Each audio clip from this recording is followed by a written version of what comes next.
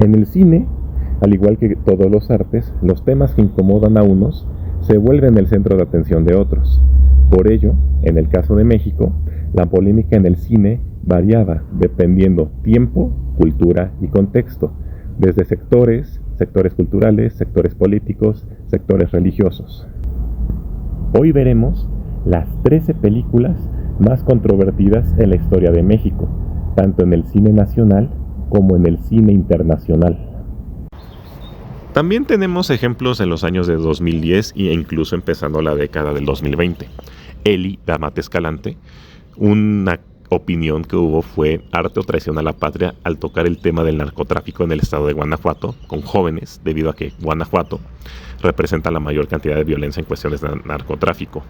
Por otro lado, Nuevo Orden de Michel Franco se enfrentó a una polémica que, sin haber estado la pandemia de COVID-19, pudo haber sido más masiva, pero hasta eso la pandemia aplazó la polémica por todas las condiciones y restricciones que había en aquel momento.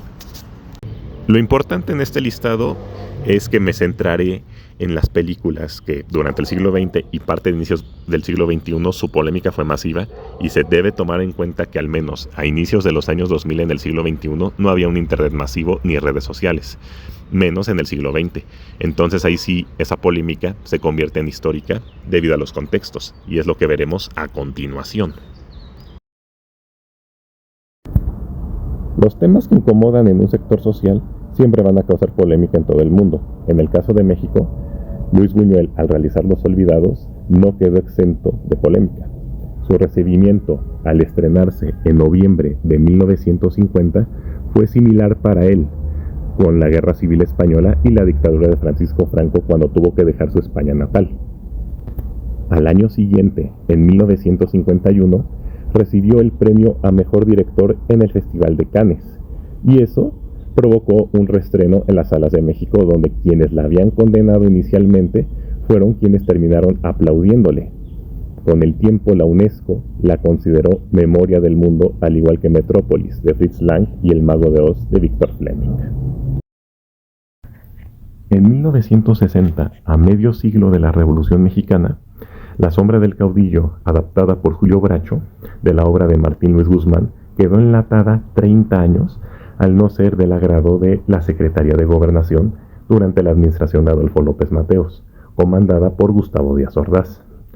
Para 1990 se autoriza su proyección en copias de 16 milímetros, que fueron de las pocas disponibles, y con el tiempo fue remasterizada por parte de los acervos desde el IMCINE, Conaculta y otras instituciones culturales y artísticas en México. Naranja Mecánica, derivado de la polémica que tuvo, fue también la causa de su éxito al estrenarse antes de la Navidad de 1971. En México se venía venir algo similar por sus temas de violencia.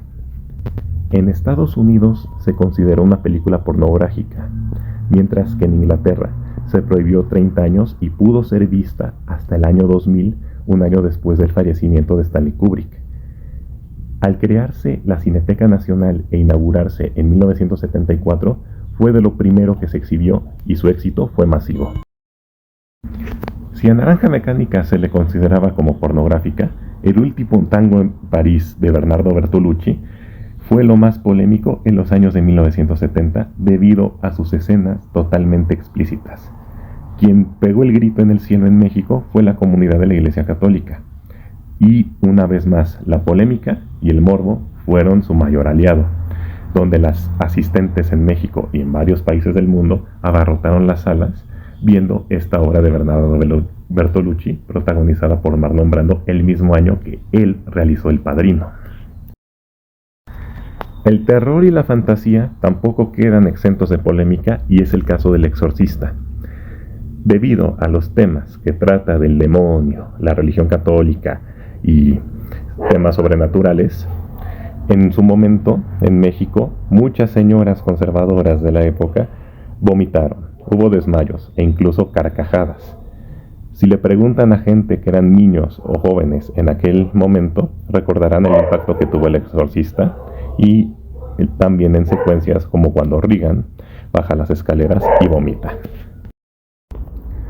Si de religión se trata, la vida de la crucifixión de Jesucristo es un tema universal que provoca mucha incomodidad, y ese fue el caso de Martin Scorsese al realizar La Última Tentación de Cristo.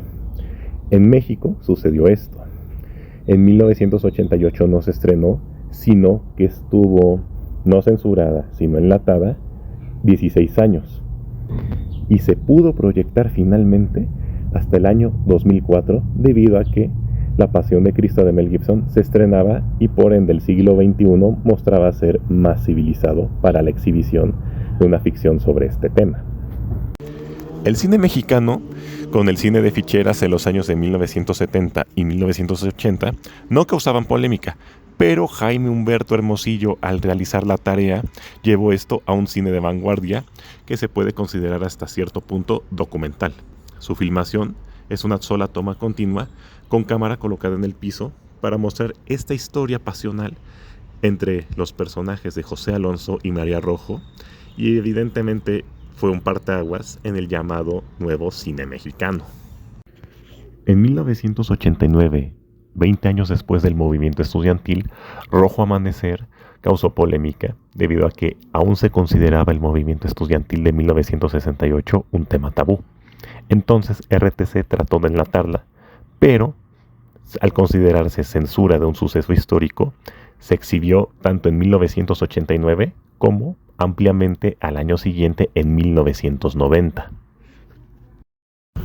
La historia de México nunca estará exenta de polémica, pero si se trata de una sátira de su sistema político, no se queda atrás.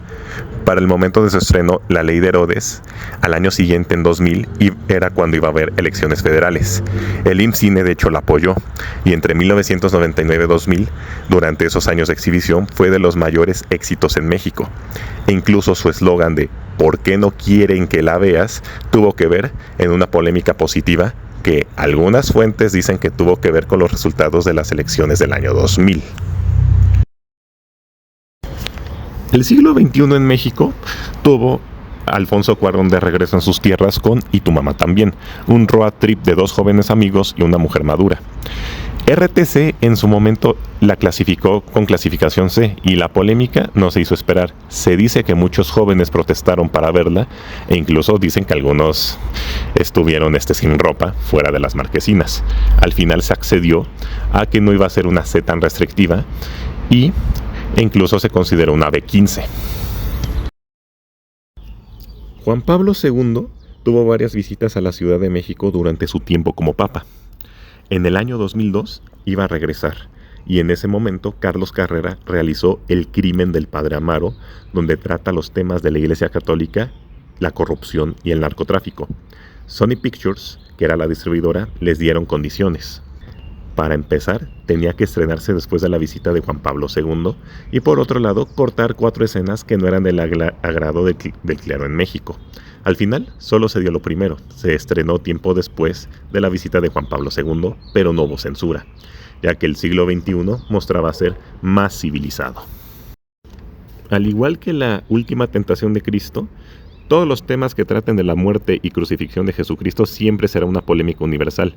Para 2004, cuando Mel Gibson realizó La Pasión de Cristo, RTC consideró darle clasificación C. Sin embargo, para que tuviera una audiencia más masiva, 20th Century Fox, que era la distribuidora, consideró que lo mejor era una B15.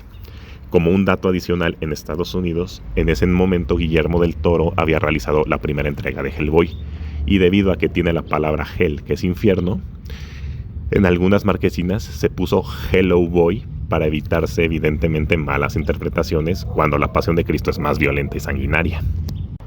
Un caso que fue, podemos decir, precursor a la época de La Sombra del Caudillo y Los Olvidados es La Rosa Blanca, que toca el tema de la expropiación petrolera.